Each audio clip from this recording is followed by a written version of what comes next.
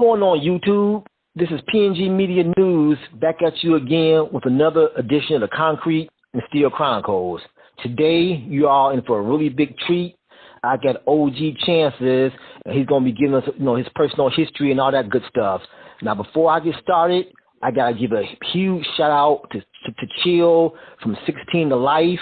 He made this interview happen. So if y'all haven't checked that brother out, get over to his channel. He got some excellent content. The brother also he's an excellent rapper. You can, pick up some downstream some of his raps and stuff. So check the brother out. 16 to Life.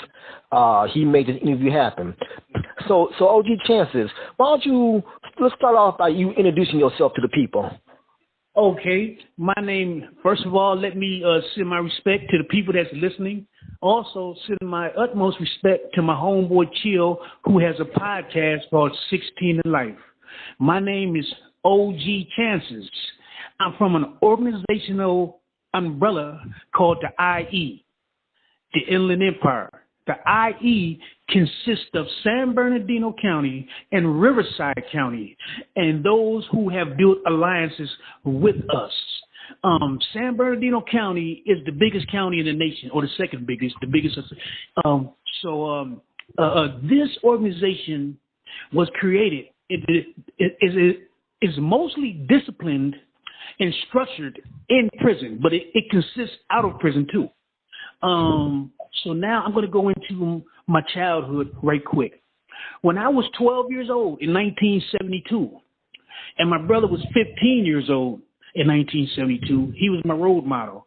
He was a Golden Glove champion, welterweight, Western New York. And as he was doing his road work on the railroad tracks, which is, you jog up and down the tracks with his friends. He had a couple of his partners with him. This racist white man stuck his .22 rifle out with his scope on, and he shot and he killed my brother for no other reason of just because he was black. And anyway, my brother's friends, they went to the police and told him that my brother was dead on the tracks. Now, the white man, he removed my brother's body from where it was laying. So when the police came, he wasn't there. And then after they left, he replaced it. So my brother was found about a week or 2 weeks later. My little friends, I was 12 years old at the time, they come around and tell me that they found my brother dead on a railroad track. So when I go around there, the whole neighborhood is out there. There's yellow tape everywhere. The police won't let me get by. But by me being a youngster, I knew all the shortcuts and up around the railroad tracks and all the apple trees, pear trees, cherry trees. So it was so I eluded them and got around there. And when I got to my brother's body, he was laying in the ditch. And his body had started decaying. And it was a real bad odor, man. It was a real bad odor, man. And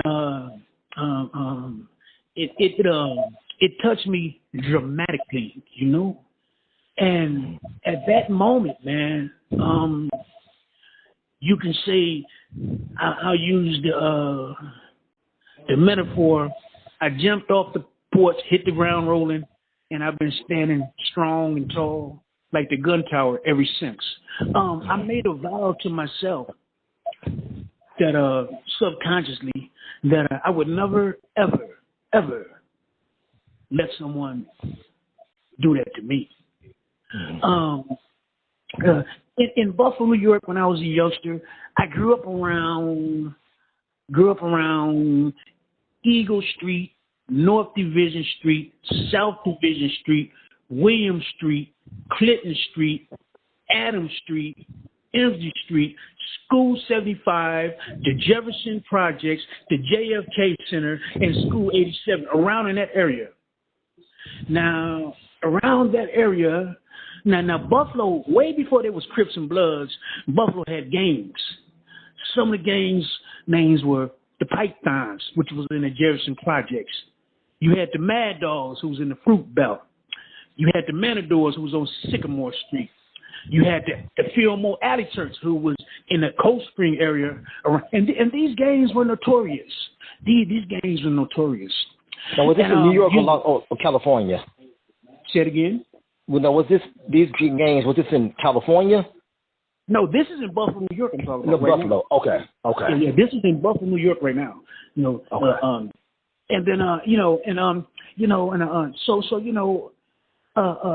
as I was a youngster, my brother was already teaching me how to fight, how to box. But I used to go to this swimming pool called the JFK Center, and to get to this swimming pool, you had to go through the Jefferson Projects. The Jefferson Projects was a lot of buildings going around in a circle with 8 floors on them, and they had the big green in the middle. It was all grass in the middle. And now this project was notorious because you had a gang called the Pythons who wore yellow jackets with a python on the back of the jacket. And then as the gang matured, they put the sawed-off shotgun on the back of the jacket with a python wrapped around it. So now a lot of people wouldn't go swimming because you had to go through the Jefferson Project from my area. But nevertheless, man, I'm going swimming, and me and my brother, we used to walk through that project. Sometimes we go around, Many a days I got beat up, but nevertheless, I would still go. And, one day I was about 13, 12, 13. I'm walking to the house and I see one of these dudes. He's a python, and I'm not gonna go into his name. And but anyway, he called me across the street. So I went across the street. We end up fighting. Later on, time goes by, but every time I see him, we were oppositions, so we'd be into it. So he must have felt that I got the best of him, and them dudes in Buffalo, they could fight, man. They could really fight. And every time we fought, I never really thought I got the best of them. Sometimes you be in a fight, you don't know if you won or you lost, But anyway, man, I'm at the JFK. I'm finna put on, I'm in a little locker room where, you change or you put your trunks on and go swimming. And he comes in there with about 5 of his comrades. And they put a gun up to my head, man. And he starts laughing. And I try to wave the gun off. Oh, man, go on, man. Just go on. And he just looked at me and he laughed. And he walked away. I'm surprised he didn't shoot me because he had a lot of shooting. But I guess he just wanted to let me know that he had me slipping, Now, later on down the line, I guess I was about 15 years old. I ended up in California. And I ended up in South Central LA, and I ended up in Compton. I used to go to this project or this housing complex called the Grandies in Compton. In the Grandies, you had dudes, you had like Tookie and them walking around. I think Raymond Washington was locked up. You had dudes, and see, I didn't know these dudes because I was a youngster and they was old. You had dudes like Barefoot Pookie, and Sugar Bear. Okay, now to clear up, now what year was this? So this is from when you went from. This is around 1975. Okay, so you had moved from Buffalo to California around this time. Yes, sir. Oh, okay. Yes, sir. All right. Okay. Yes, so when you moved to California, where did you land? Like what part of California did you move to? I landed in San Bernardino. Okay. All right. San Bernardino. Let me back up let me back up just a little bit. The listeners gonna want to know. So was there ever any prosecution from the guy who murdered your brother? Yes, definitely was. Now look, man, this is the thing that, man, I haven't been the same since this, man, and it put hatred in my heart, man, because this is what happened, man. Me and my mother going through his trial. They find the dude not guilty, right? But now listen. This same dude mess around and kills his wife, and they give him a life sentence. And I've never understood that, and still to this day, I don't understand that. And, as I was doing my tour duty in California's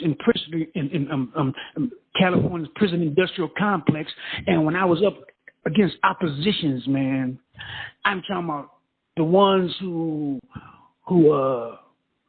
had the racism in their heart. I don't knock their ideology, but I didn't have no love for them at all. Right. And, Okay. Yeah. Yes, sir. Okay. Yeah, so I was going to say, okay, so you moved, so you get to California about 1975, you land in San Bernardino. So what was it like from you coming from Buffalo to the scene in California? Like, was it the same? Did you find, like, as far as street life, was it different, or how did you adjust? Totally different. It was totally different, man. Because, in Buffalo, New York, man, I don't care what the map says. I'm going to tell you how I feel. It's near Alaska. It's got to be near Alaska because the snow get up to the stop signs. It gets, so many degrees below zero that, when you, it just is man, it's freezing. So I said, it's got to be near Alaska. So when I get to California, man, okay, bam, you got the palm trees in my backyard. I had an orange tree and a lemon tree. You hear the roosters cock-a-doodle doing in the morning. You see the low riders jumping up and down the street. Now that's the pretty side of it. California, the gang bang capital to the world. Now you may go into a neighborhood. And it's beautiful. It's beautiful, right? Right? Yeah, you say, man, well, this must be rich people around here. But then you bend a corner, and it's like you in a whole nother world. Man, you see the low riders out there hopping up and down the street. People's they gang banging, red rags or blue rags. The women's out there and they Daisy Dukes, and people selling. They're doing what they do. So it was a totally different experience. Totally different experience. Yes, sir. Okay. All right. So how did you get down? So at this age, you're probably, about 15, right? Something like that? Yes, sir. Okay. Yes, sir. So how did you get in contact with the Crips? Like, were they your neighborhood set, or you? My thing was this. I'm an alpha male, man. So wherever there's some action at, I'm going, whether I'm supposed to be there or not. I was young, and I wasn't the brightest guy in the world, but I wasn't the dumbest one either. But anyway, they had a place. I used to go to Compton. I used to go up there in Compton just to visit. My homeboy have family out there, so I could go out to Compton, and they had this place called the Grandies, man. And this where all the G's used to go to, like Mac Thomas. They called him OG Mac Thomas. They didn't call him, but he became OG Mac, but Mac Thomas. And back then, he was like the leader of the Crips in Compton, the leader of the Compton Crips. Then, you had Big Tookie rolling around there. Raymond Washington, he was locked up. Then you had legends like Barefoot Pookie, dudes like this, man, so Debo was Compton, Funhood Center. But anyway, so man, I'd walk up around these dudes and they look at my little ass, what you doing, or they know I didn't bang, because I was, what you doing over here, man? But one thing I could do, man, because I had been fighting all my life, man, so I could fight, man. And I would box these dudes, man. And I'm fighting these dudes, and I would never back down. And then when I see them, I'd walk up to them and say, man, it's time for my ass whooping. They start like, what'd you say? Little fool, you fool? What'd you say? I said, man, it's the last time you won. It's time for my ass whooping. They start. So this is how I get the introduction to the Crips. Mm-hmm. Yes, sir. Yeah. Okay. Now, was there any, so that was in Compton. Now, was there ever any occasions that you interacted with the Bloods? Like, what made you gravitate toward the Crips more so than the Bloods? Okay, now, see, so now, like I said,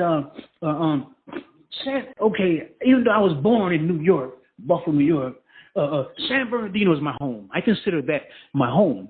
And I was from a section of San Bernardino on the west side called the IE Projects, right? So now in the IE, you had the two major streets. You had 10th Street Murder Block and 9th Street, in which I was basically from 10th Street Murder Block. And in the IE, the Crips and the Bloods come together. I was one of the ones who formed, bringing the Crips and the Bloods together, right? Because we had many. Okay, look, the IE, the organizational umbrella, the IE, it consists of a numerous amount of what y'all call sets, cadres, in San Bernardino and Riverside, Crips and Bloods. But when you bring them all together, it forms the IE, the Inland Empire. And the Inland Empire, the IE, we damn near went to war. We damn near went to war with every Crips set and Blood set in LA.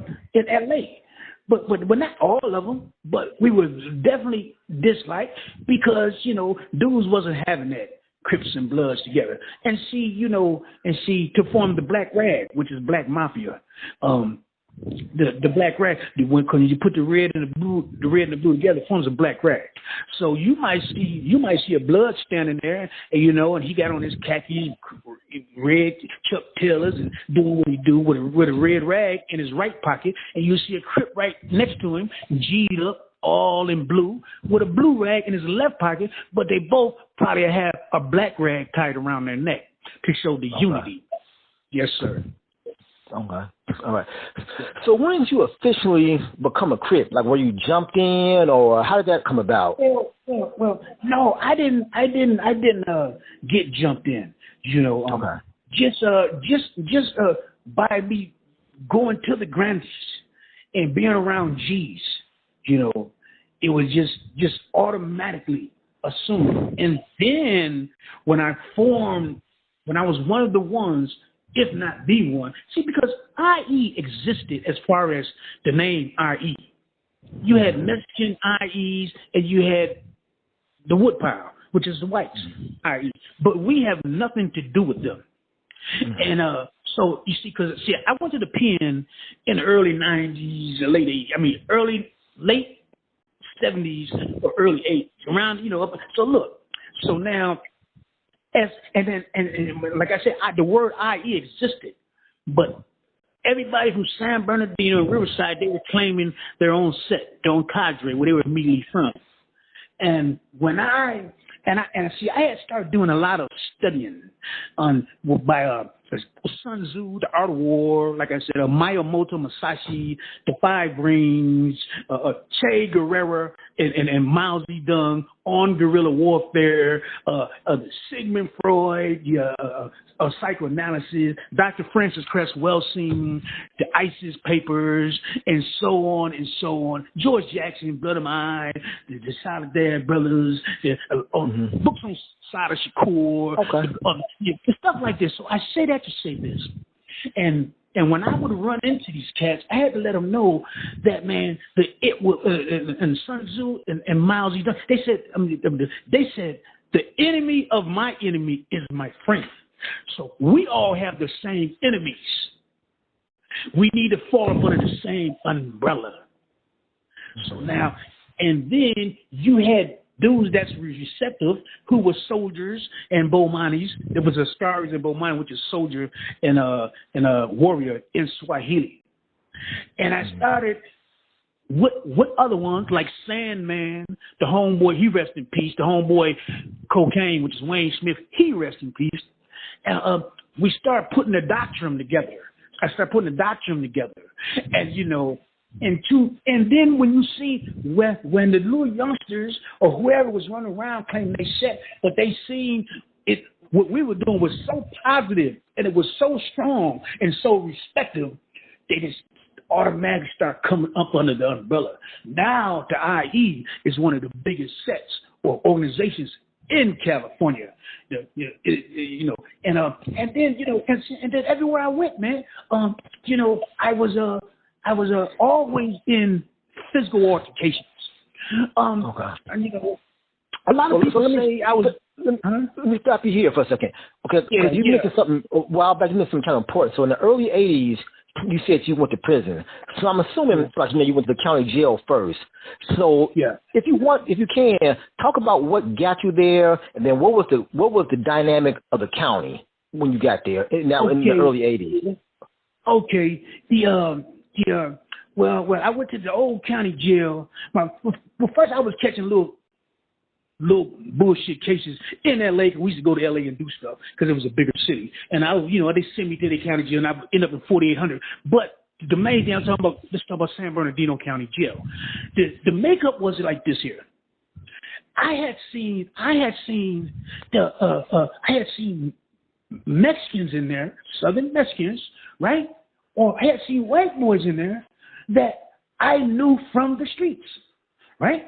And on the streets, we were cool. We was cool, man. We were cool. Now all of a sudden, when I step in here, they won't say nothing. They just, they not socializing with me.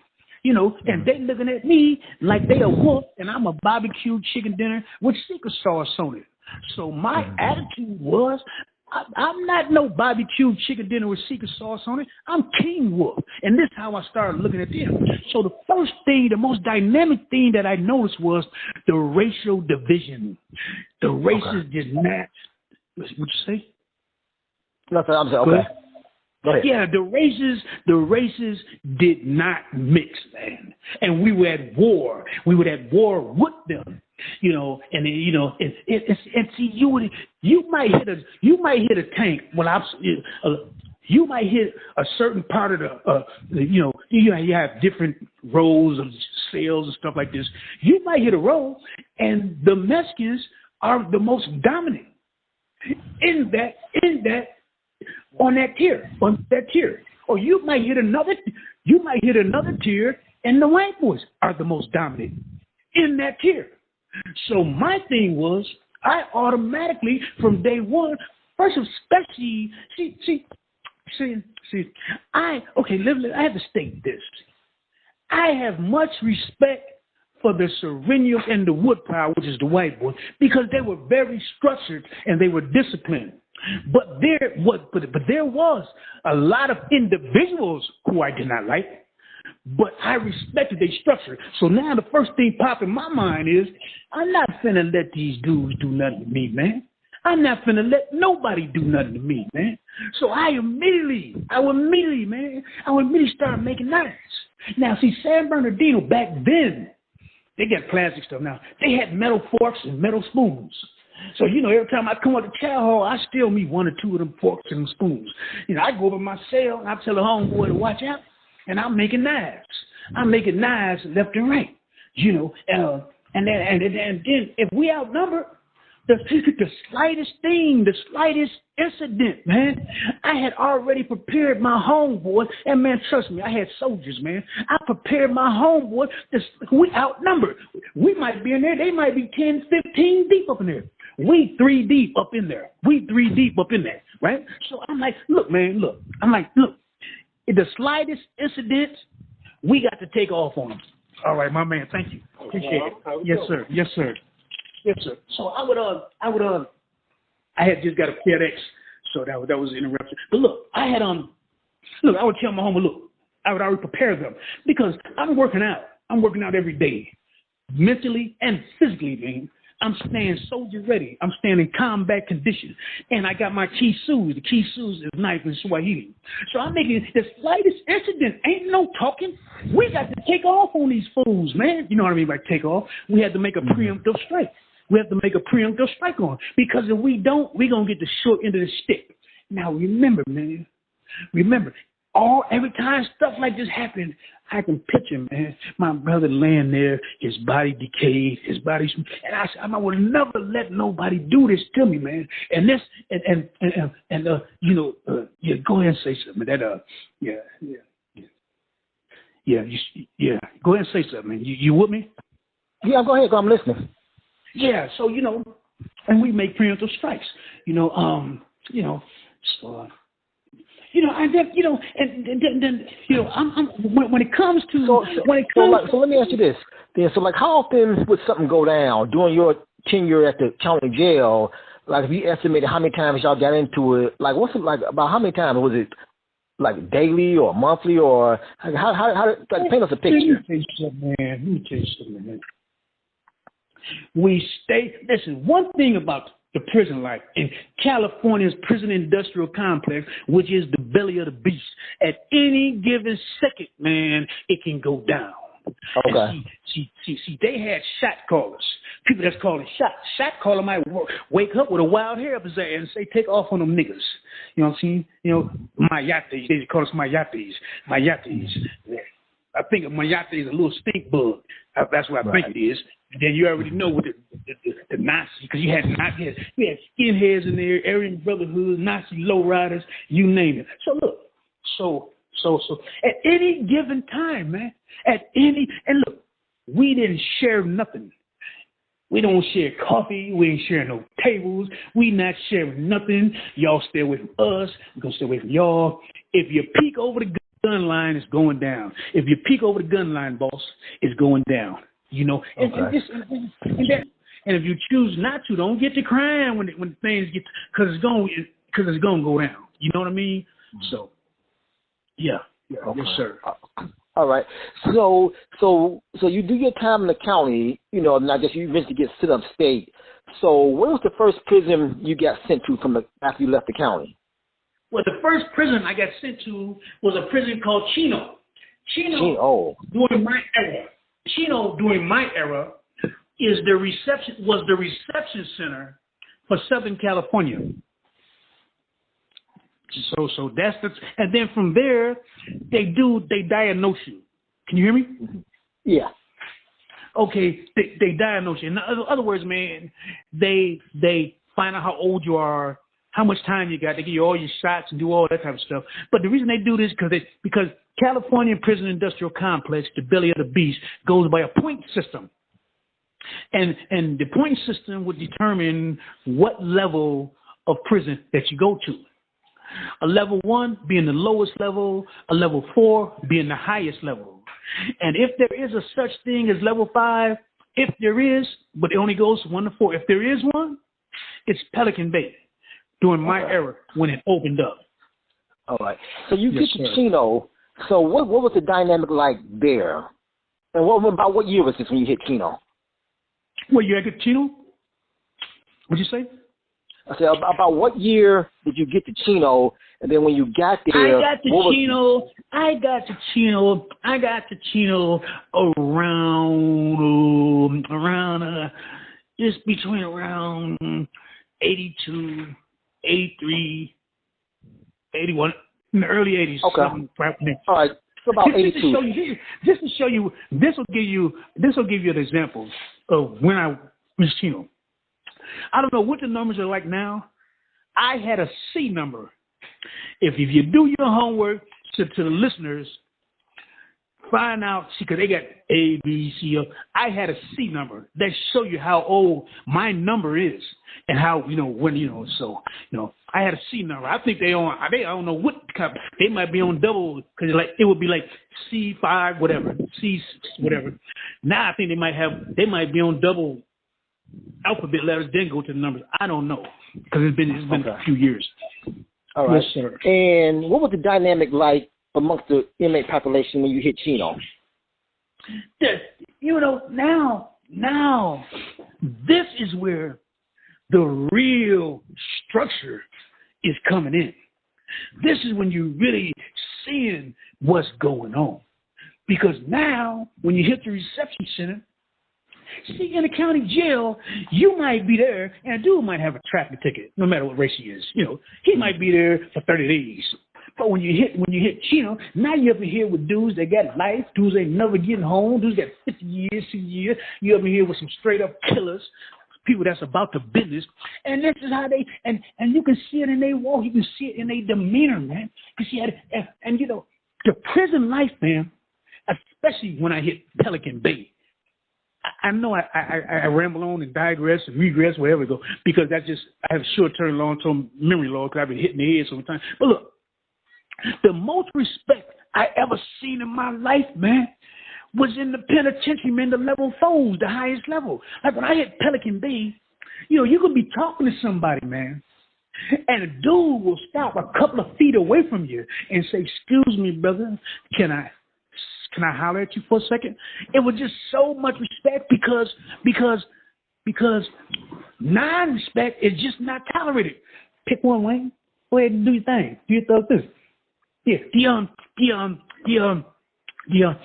it's more respect now because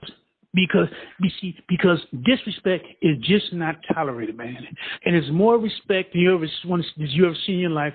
And the majority of incidents that I've seen is over some bullshit. I've seen people take their lives and bad things happen to them. It's always over some bullshit.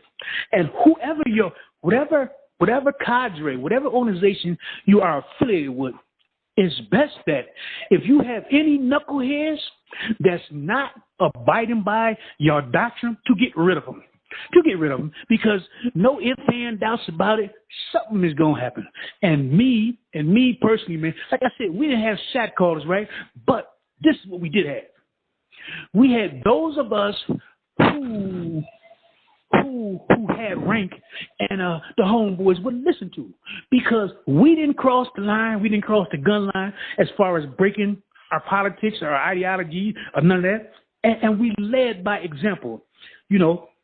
I know I would hit some yards, man, be around my homeboys, and even though I'm not considered a shot caller, when I say something, they listening to me like I'm E.F. Hutton, because I'm not going to lead them wrong. They my homeboy. If they ain't got a problem, I ain't got a problem. If you mess with my homeboy, you definitely got to mess with me and the rest of the car. And I would tell my homeboys like this. I tell them like this. Look, man, whether you right or you wrong, we got your back. We got your back. But I'm going to tell you something. When the dust settle and the smoke clear, you already know what time it is, because now you got to deal with it. But we ain't going to leave you hanging because you're home. So if I was you, don't cross the gun line. Don't cross. Are you comprehending what I'm saying? No, I got you. I understand. Yes, sir. So anyway. All right. So let me ask you this. All right. So you get there. I know the 80s was a pretty time of a lot of racial hotbed. How were the blacks functioning with each other? Were they still separated? Okay. I know the Inland Empire. Go ahead. You talking the Inland Empire? No, I know how you said in the county, the Inland Empire, y'all kind of came together. But now that you're in the state facility, what was the dynamic amongst the blacks there? This was the dynamics. Okay, I'm going to speak on the Inland Empire because you're talking about the Inland Empire. You're talking about the IEs, right? No, I'm just talking about in period. Amongst all the Crips, the blacks in general, okay, in the penitentiary. This is what I need. This is one of the first things that I noticed, and which helped me create the doctrine and push basically the rules and the regulations that we pushed in the IE. This is what I noticed, man. Each set, what y'all call it, each cadre, what y'all might call set or gang, they socialize with each other. They really didn't socialize with other sets.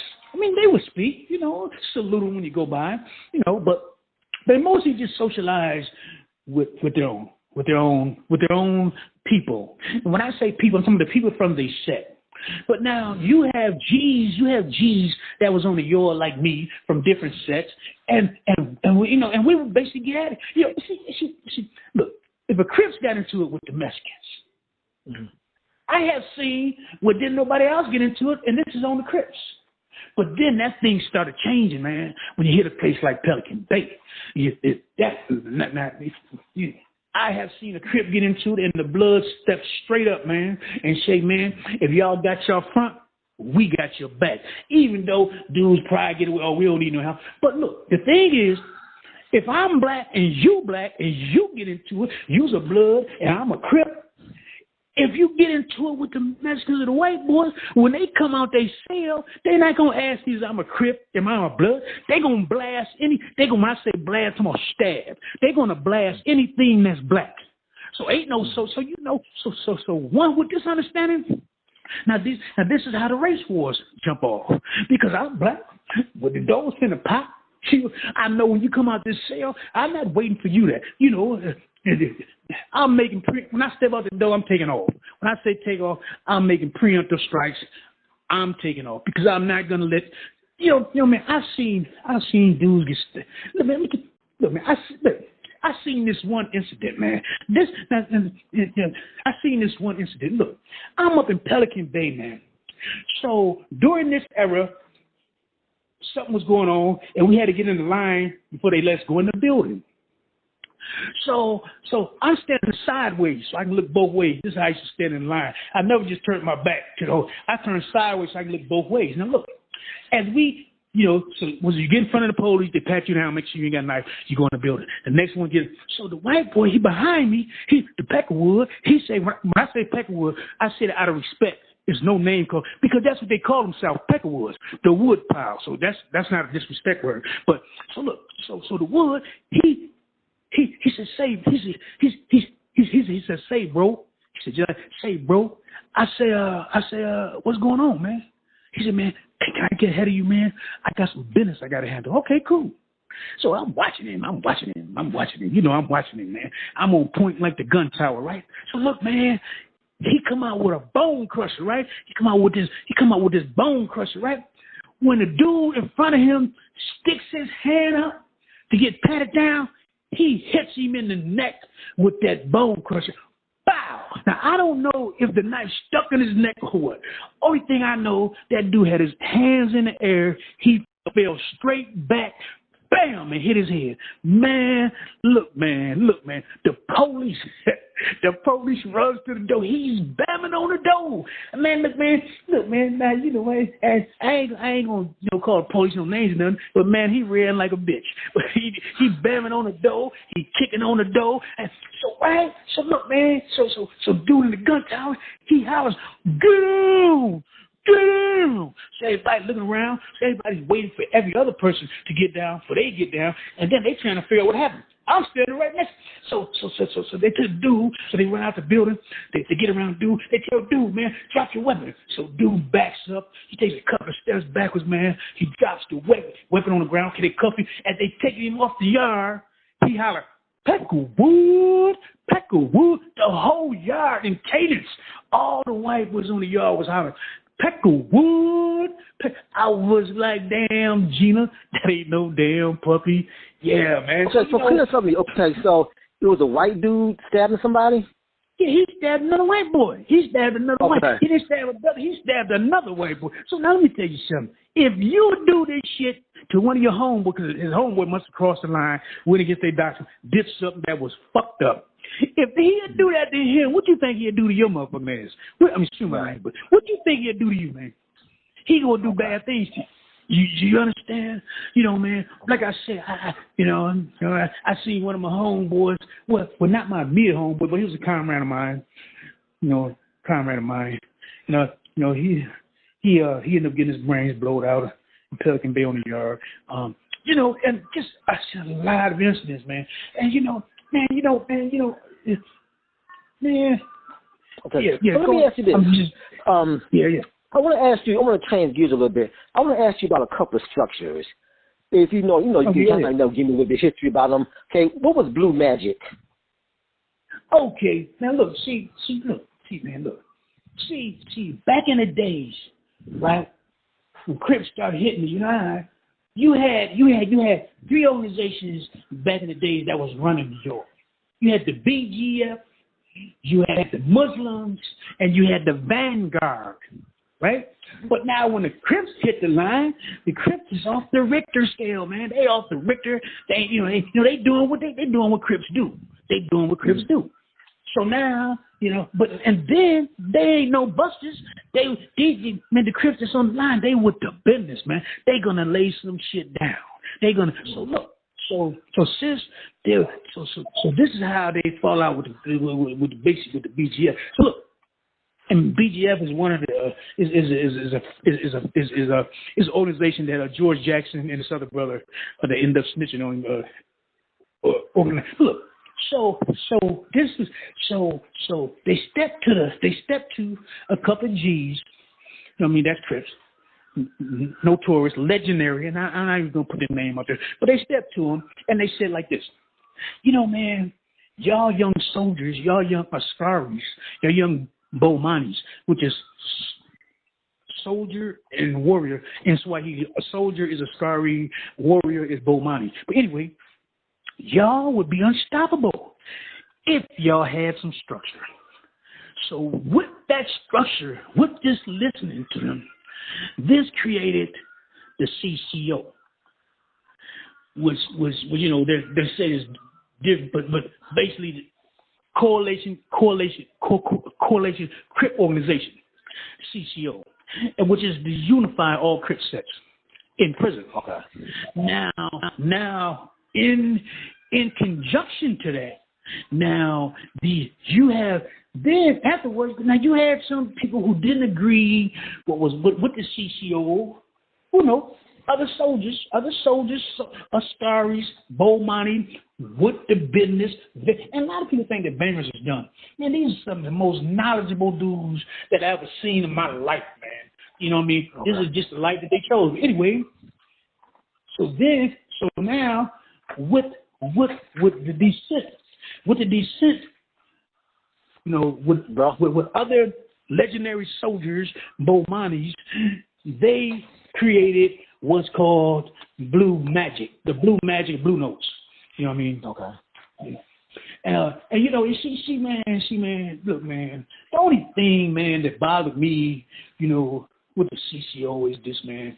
You know, because, you know, I'm younger than these cats at the time, getting on swole, lifting every day, eating up everything, getting on monster swole, I'm studying, you know what I mean? I'm getting enlightening, you know, I'm getting enlightened. My awareness is getting raised, especially when I got hold of this book called The Red Book by Mao Zedong. It's on structure, right? And so this is what a lot of this is what the BGF, Black Panthers, all of them, the Red Book. So look, so when I'm studying this stuff, you know, by Che Guevara, Mao Zedong, all this stuff, I'm like, oh, see, look, the CCO, man, the only thing that bothered me, man, was that you would get certain dudes and they call them shots. And then when one of their homeboys could hit the yard, that's from their immediate set, you know, okay, of course they take it under the umbrella, he's a Crip. But when it came to handling business, to go on missions, they would send what they call off-brands. Back then, IE was considered an off-brand. So they would send, you know, people from my set or other sets like that wasn't exactly from South Central LA or their immediate set. You know, all that changed, but nevertheless, you know, so that's okay. You say you want to add some more about different. Okay, so that was the CCO. Then when did the other organization come? Not the Blue Magic, the Blue Notes. The Blue Notes, yeah. Okay. You know, and like I said, you know, dissension amongst different sets created this. You know, other G's would step up, they come together, and they formed the Blue Notes. They came together, they formed the Blue Magic. I mean, I don't want to put certain names, just like this, man, just like this. You know, you have Damus, which is blood in Swahili. You know, they have some prison sets. You know, and theirs was created because of the CCO. The first one. And the second one, you know, the second one was created because it fell in with an indifference with the first one. So, you know, but I don't want to put names out there, you know, because, you know, I just, you know, Right. Well, let me ask you this, then. Yeah. What was the problem with the BGF and the Crips had so much bad blood between each other? How come they weren't able to come to like a working relationship? Okay, you have to understand. I have to understand this, man. It's like, here's a prime example, man. Here's a prime example, and this is just a metaphor, but this is the truth. But look, I used to walk the yard myself. I walked the yard, and there would be dudes who just didn't like me because of the way I walked, because of my demeanor, because of my character, and I'm an alpha male, and I looked like my homeboy Chill said, I looked like I thought I was tough. And in my head, I was tough. But I knew I wasn't Billy Badass and Johnny Tough Guy. And I knew I wasn't the baddest one, but I wasn't no busty. So I said to say this. When you have the BGF and you take the Kiwis, which is Crips in Swahili, Kiwi. So look, you know, the BGF, they running shit. They running shit, like I said, the Muslim and Vanguard. Look, they running shit. They making calls. And the Crips let them know. You ain't making no call for us. off a riot jet bomb, and they want to make a peace treaty with the opposition, which is, was Serenos, right. the woods, and they want to make a. The Crips be like, hold up, man, you ain't calling no shots for us. We Crips. You ain't from my set. Nigga, we don't give a fuck about no, excuse my language, we don't give a fuck about no BGS. Nigga, we just Crip, nigga. And this is where it come from. And these Crips is young dudes, man. And they, look, man, they with the business, man. And they stay in soldier ready.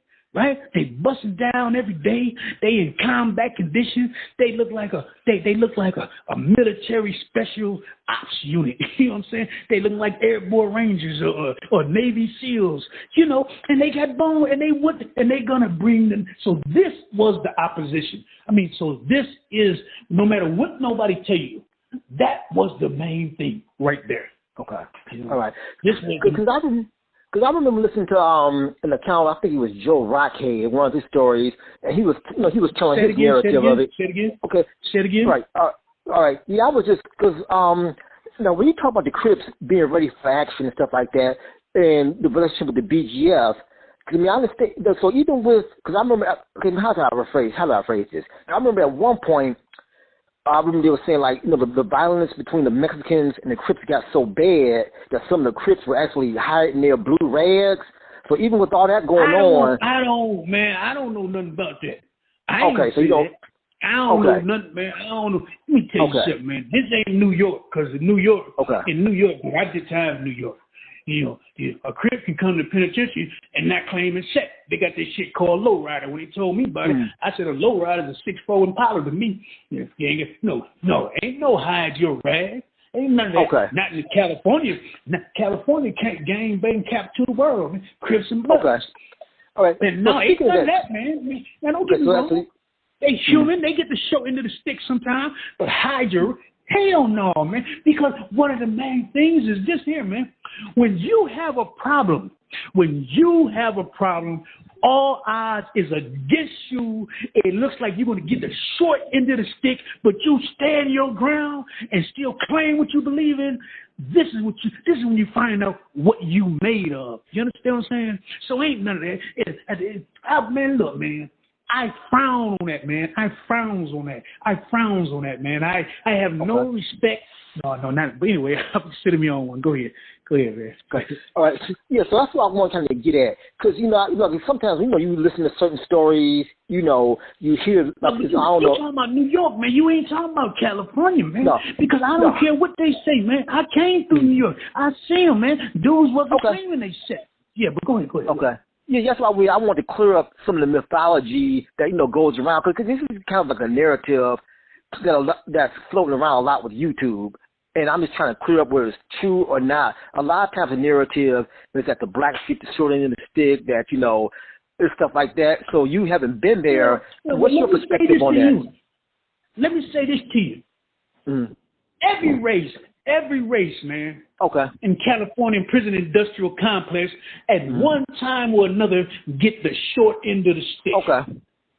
Now, nowadays, there's more Mexicans than blacks population-wise. And I say this. You may hit a yard and you got 5 homeboys, right? You got 5 homeboys. Right? That's from your immediate set. There's other blacks, but they're from your immediate set. See, all them, the Mexicans, they fall under one umbrella. Right. You understand what I'm saying? So now, but see, numbers is not the authoritative, definitive on who's going to win. But it is a fact to be considered. It is a fact to be considered. You comprehend me? Yeah, I understand. Yeah. So, and like I said, every race at one time or another gets a short end of the stick. Okay. Well, yeah, because there has been. Go ahead. No, go ahead. Say it one more time. No, I said go ahead. Yeah, because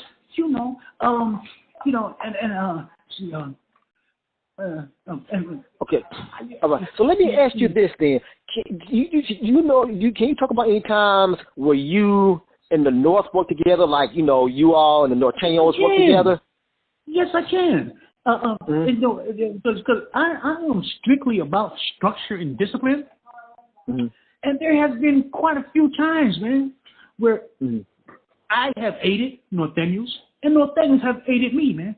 One time, man, the odds was against me. And it looked like I was gonna get the short end of the stick. You know what I'm saying? And Nathaniel, he slipped me a key sue. And I got cracking. I got busy with that, man. And I came out, man, like who I am. OG Chances, man. Because I've been in a numerous amount of altercations where all odds was against me, man. Now look, I'm not saying I'm super IE or none of that. And I'm damn sure ain't Johnny Tough Guy. And I ain't Billy Badass, and I can get my dick knocked in the dirt like the next man can. But I'm going to tell you something, man. These other people, they bring the noise, but when I was bringing so loud it blow their eardrums, man. But anyway, man. When I get to thinking about these things, it just kind of makes me just go on. But anyway, Okay. Yeah. All right. So we got about 10 minutes left. So I just want to go over a couple more things. All right. So from the time that what year did you get out? What was your last year in prison? What year was that? The last year that I did, I don't really remember. I really don't remember. Because around what time? Hold on, just hold on a second. She had to say there's stuff coming on my mind. I really don't remember because this is what happened. I got out, and I got the word that my mother was dying of cancer. My mother was dying of cancer, man. So I immediately jumped on a bus and went from San Bernardino to New York. As I used to go see my mother in a hospice, she's in a hospice, it would send me on one, man, because there's nothing I could do to help my mama, man. Nothing I could do to save my mama, man. So I start robbing people. I started doing all type of crazy stuff, man. Then, man, on top of all that, man, I have a nephew, man. Not the one that's here, where I'm at now, but he's my sister's son, and he was doing his thing, he's hustling, and dudes, they come in his house, they rob him, and he's laying on the ground, and they shoot him with a gauge, and he laid there like he was dead, but he wasn't dead. So when that happened, I just asked his own boys, and they said, because he wasn't dead, they said, well, they waited for him to get out the hospital. So I immediately started robbing and doing things to his other homeboys, right? And it sent me on one where I ended up catching a robbery. I take a deal for 6 years or whatever. So I go into see all these times, and one time, as I was doing my time, everybody always thought that I had life because of the shit that I was doing. They're like, well, he got to have life because the shit he doing, talking about me. But look, this is what was happening. I started out with some time, right? Because I told you, when I first went in there, I had robbed. Then I catch a 187, and I catch another 187, so and they're taking this time on me consecutively, if you understand what I'm saying to you. You hear me? Okay, yeah, I hear you. Yeah, I'm here. Yeah, go ahead. Yeah, go ahead. Okay, so the few minutes we got, I just want to ask you, so in all the years that you did, how have you seen prison change? Like, what was it? Have you seen? It changed drastically, man. It changed drastically. It changed so. It's unbelievable, man. I'll start off with some things, man. Okay. First of all, as you know, they took the weights because they had weight piles, and we was getting on monster swole. But which helped us anyway. We started doing burpees, and burpees is one of the best exercises in the world. So we started doing our cardiovascular and all types of. So and then they took the tobacco. Then they took lifers. I don't know what it is. They had took lifers, trailer visit. Or when your wife comes, you have a trailer visit. You know what that? Yeah, they took it. Okay, now look, I'm going to other things. They created these things, man. Listen to this, man. They created these things called the SNY yards. You know what that is? Mm-hmm. Yeah, sensitive needs It's called yards. huh? Yeah, sensitive needs yards. Yeah. Sensitive needs Go yards. ahead. Mm-hmm. They created this thing called the SNY yard. Sensitive needs. Huh? Mm-hmm. Yeah, go ahead. Go ahead. Okay, now they created this thing called the SNY yard, these sensitive needs yards. So now you had a lot of people going to these sensitive needs yards. So you had a lot of dudes that was telling or didn't want to didn't want to be a part of their cadre or their organization anymore. So they go into all these different yards. Then they start putting this. Okay, now when I was in Tehachapi, was it Tehachapi or Corcoran? It was Tehachapi. Now they used to send us. They didn't give a damn. They would send us all to the yard, your opposition, everybody. Then they started building these cages. They look like monkey cages. And they had to be sure. They look like a big monkey cage, man. Literally look like monkey cage. So when I get to Tehachapi, I think it was Tehachapi or Corcoran, one of them shoes. Well, I was in all of them. But anyway, they got these monkey cages, man. It's like a big cage. You can stand up in. You got to jump up to touch the top of it. You can't reach out and touch one end to the other one. And they got like 100 going that way and 100 going that way. But that might be exaggerating a little bit, I'll admit it. But and they was putting them in these monkey cages. Now Pelican Bay, you know, it just and even man, look, this is some stuff I heard, man. Now this stuff is crazy, man. I heard that in one of the pens, something happened where a Southern shot caller, he's out of line because he's drunk or whatever, and he do something, he say something, whatever, he get his brother, he crossed the line, and the brother do something to him. Then I hear that if Nathaniel's talking, they go ride the Salinas. Now, if you talk to an OG Nathaniel, he's gonna tell you, man, that he don't even agree with that shit, because that's been your opposition all these years, man. And they said they was going to team up with the Serenos because the Serenos got into it with some Crips. If their blood get into it, they was going to get into it. But hold up, man. Hold up. You know, and just stuff like this, man. It's just, I mean, it's just weird, man. It's just weird. All right. Yeah. Well, man, OG, well, we're about out of time. I want to, really thank you for coming on, sharing your history. And is there any last couple of words you want to say out to the listening audience? Yes, I definitely do. I want to send a shout out, man, to the Kitchen Crips. In particular, 3 persons. You have Trey Dog from South Central Kitchen Crip, who's doing his tour of duty in the belly of the beast in San Quentin. He's on death row. I want to send a shout out to Tight Eyes and General Ill Will. They're Tennessee Kitchen Crips. Much respect to y'all. You know. Also, when you get through with this, I want to holler at you for a second when we hang up. I mean, when you all right. in the podcast. All right, no problem. Okay, YouTube. There you have it. This has been another edition of the Concrete and Steel Chronicles. I hope you enjoyed this interview as much as I have, and I'll see you in the next one. Concrete and Steel Chronicles.